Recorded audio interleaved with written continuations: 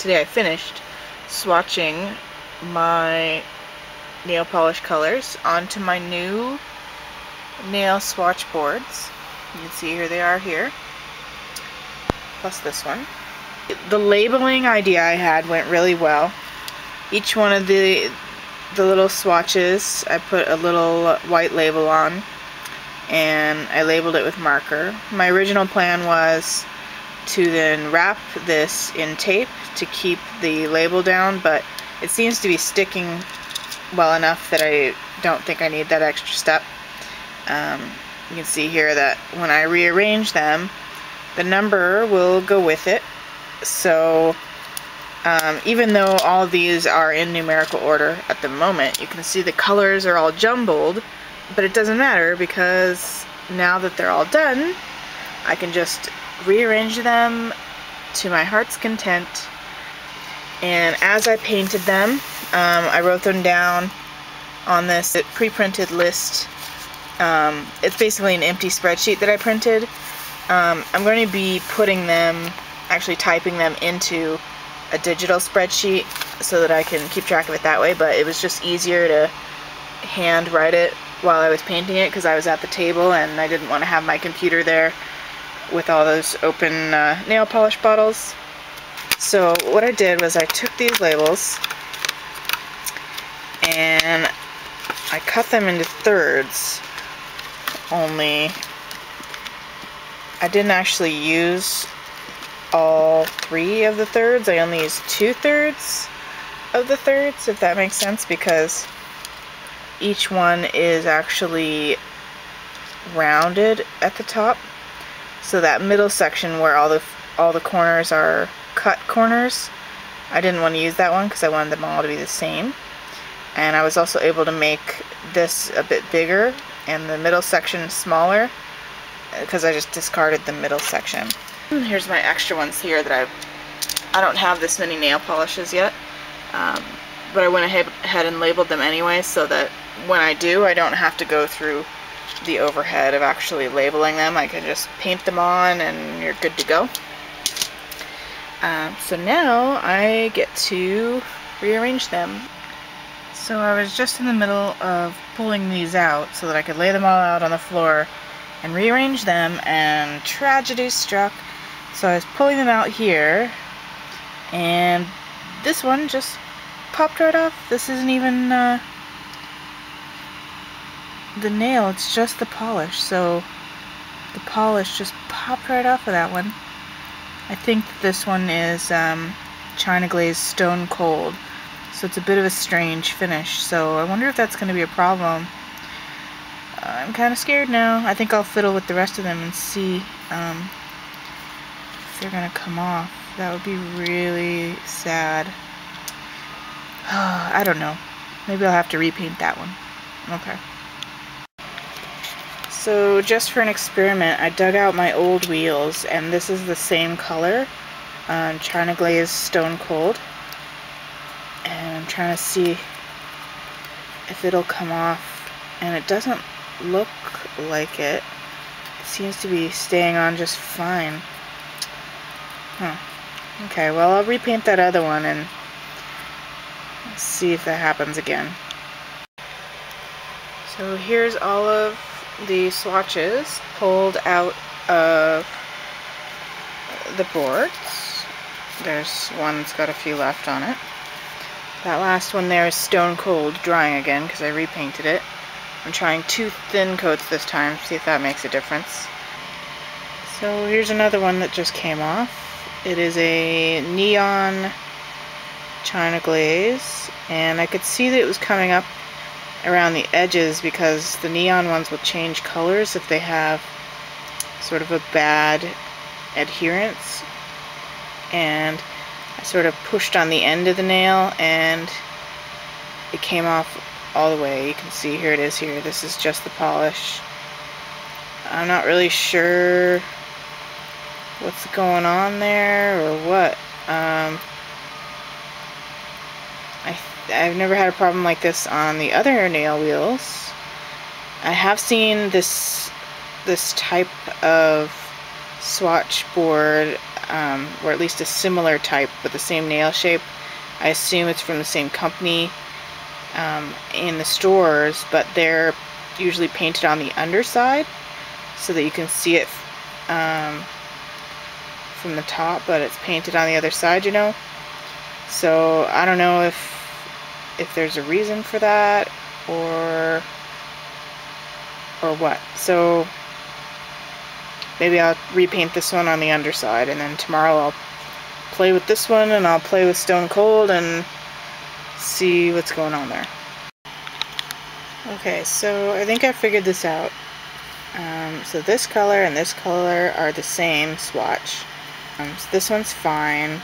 I think the difference is that this one's more flexible.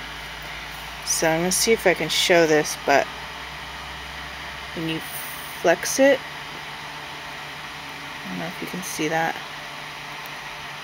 It's kind of hard to see, but the polish is kind of a brittle polish. So you can see it just comes up around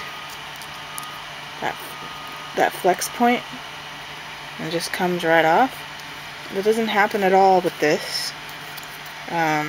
Even though I can get it to flex a very little bit, it feels like the plastic would snap before the polish would get disrupted.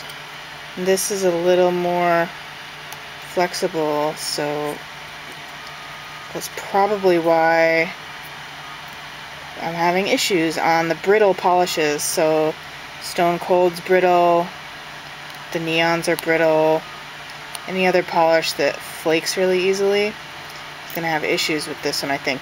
And that's probably true of the cheap Sally's Beauty Supply nail wheels too, because I know those are really flexible. So that's kind of a bummer. I'm going to see if I can figure out how to fix that. I did the other swatch on the underside. I'm thinking maybe a top coat or something might help too.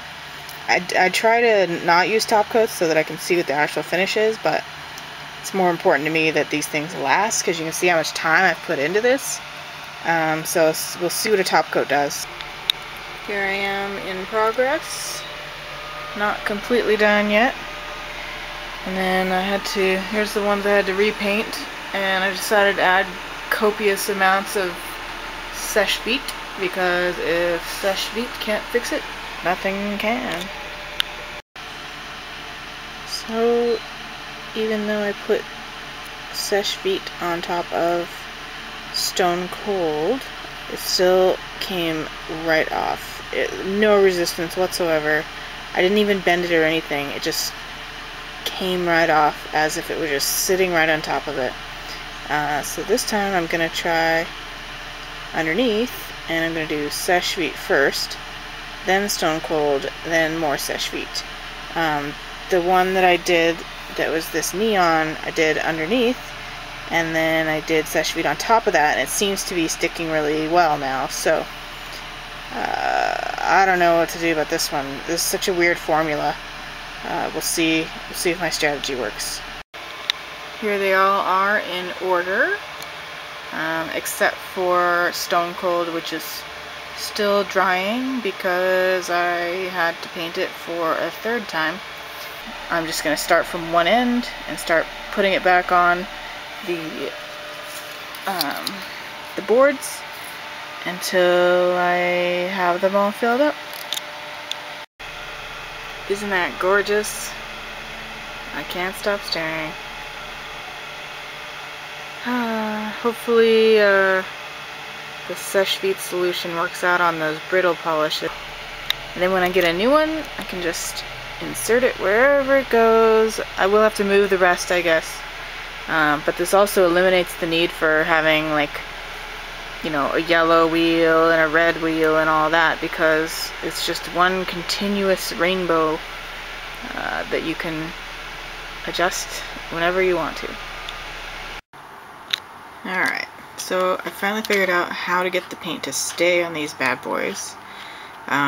Seche Vite was not the answer, turns out. It did make the paint more rubbery, so it didn't really flake off, but it still came off. So it makes sense in hindsight, but the solution that I found was sandpaper. So I tried this very fine sandpaper, and I also tried this very, very gritty sandpaper, and it turns out that the fine sandpaper is definitely what you want to use, because the gritty sandpaper left, like the gouges were way too deep, and you could still kind of see it in the paint when you were done. So all it takes to get the paint to stay really well on these is to take one that's not painted yet. So like one of these, for example, you take one, cut a small square like this, and then you just sort of, you know, sand it until it turns cloudy, because then you'll know that it's sanded enough, and get all the way to the edges if you can. And then rub off any debris, and then paint, and you're good to go. You don't need any top coat or anything between the paint and the plastic or anything. So just sand it, and then all you need is the polish on top, and it stays, and it's good. And that it even worked on the stone cold one that was really giving me trouble. It even worked on this one. So that's the solution. Even if you have any nail wheel, I'm assuming it would work on any nail wheel, but it was really the key to success with this guy, because I want to keep these around for a long time, because it was a lot of work, as you can see, to get it to look like this. So I don't want to have to redo them. My plan is, if any of the colors fall off, then I will go ahead and sand it before I repaint it, but until then I'm going to assume that I'm not going to be going around bending these or trying to peel it off or anything. So just in the event that it falls off, then I will sand it and repaint it. But for now, I'm basically done, and I'm pretty happy with it. So there it is, and hopefully you guys will be sticking around, maybe subscribe and see my full review of these guys in comparison. Bye.